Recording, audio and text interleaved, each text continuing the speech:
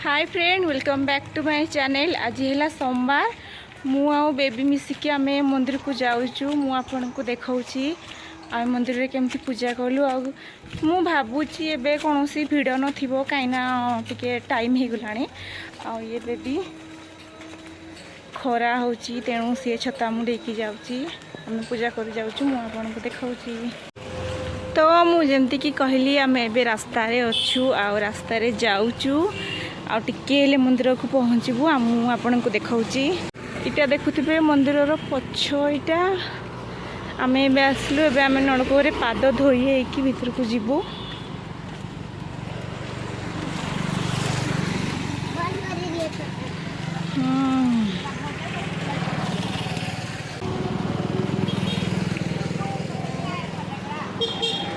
धोड़ा पानी धर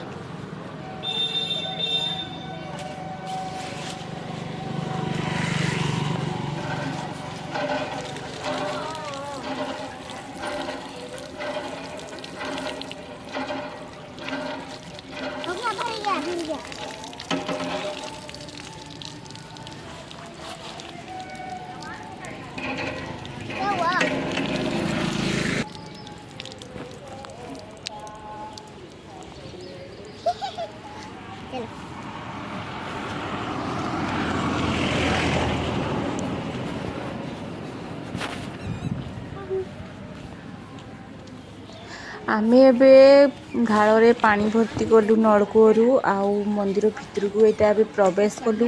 आपण मैंने देखिपे छोट छोट मंदिर बहुत अच्छी आउ सेपटे पोखरी रे बहुत पानी अच्छी देखु बहुत पानी अच्छी पोखरी रे आउ एबे आमे शिव ठाकुर जो मंदिर अच्छी से पटे आम ए जाऊँ मंदिर पूरा से आगे अच्छी। तो चलतु मु आपन को लेके जाऊँगी।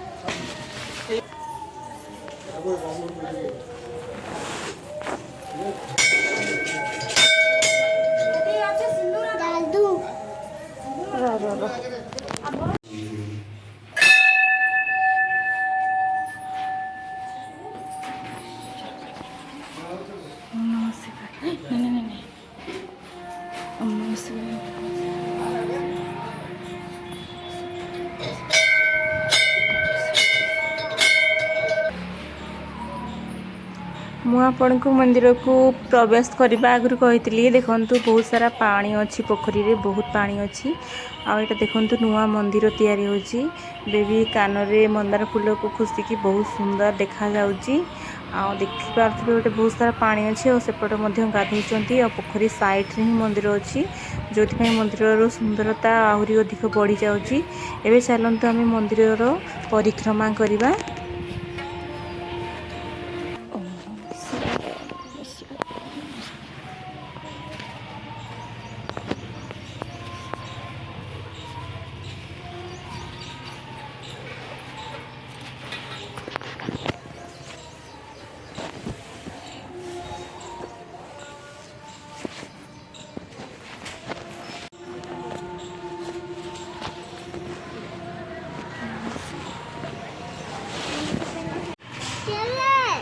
चलो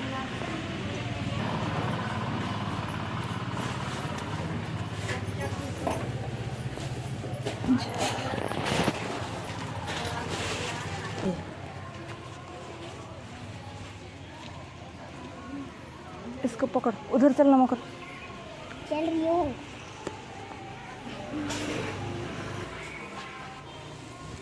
जाओ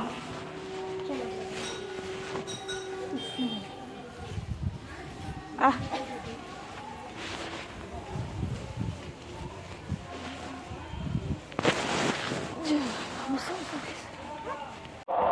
तो फ्रेंड आम भी मंदिर घर को जाऊँ मो पछरे देखो मंदिर अच्छी आम गुड़ों पादुका और टीका नहीं कि जाऊँ आशा करुँची आपन को मो ब्लॉग निहाती भाव में भल लगी जदि भल लगे ताले मो चैनल को सब्सक्राइब करी वीडियो को लाइक कर दो।